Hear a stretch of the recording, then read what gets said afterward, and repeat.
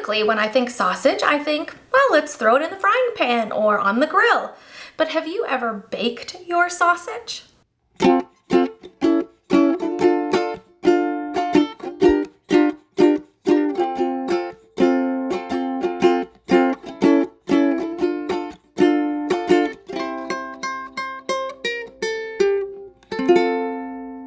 Welcome back to the Silly Kitchen. Today I want to show you that you can bake sausage, but also how to put it together with some awesome winter vegetables and a delicious sauce.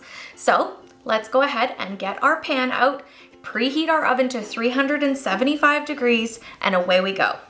First, you want to shred up some cabbage. I want some nice slices of onion, 1 whole onion I'm using here, and shred up some Brussels sprouts as well. If you're not a huge fan of Brussels sprouts, this is a great way to sneak them into a dish. And also, we want to go a little bit of olive oil or avocado oil.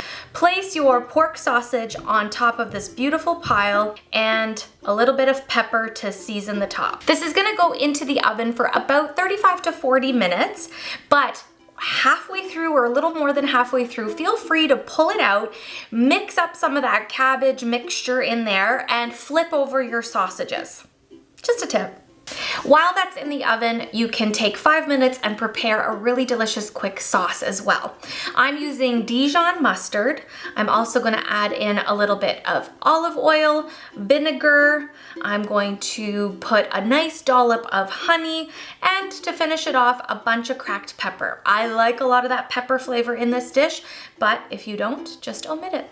Give that sauce a pour over the entire pan of deliciousness. Sausage, cabbage, and all. Mix it together and you're ready to have a meal. If you want to roast some potatoes or put this on top of some mashed potatoes, that is an excellent idea if you want to starch in there.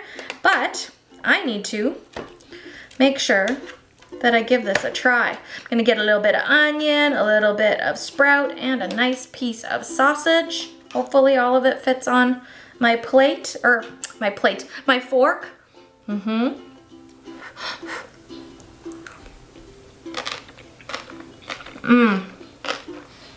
Oh, sorry.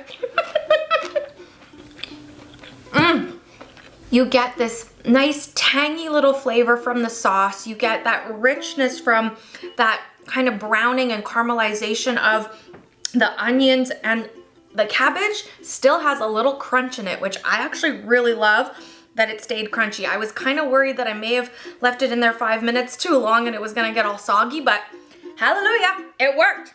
Well, I highly recommend this as a beautiful winter comfort dish that's easy to make, and hopefully sneaking in some of those Brussels sprouts in there will get you to like them in case you don't. I love Brussels sprouts, so I'll eat them either way.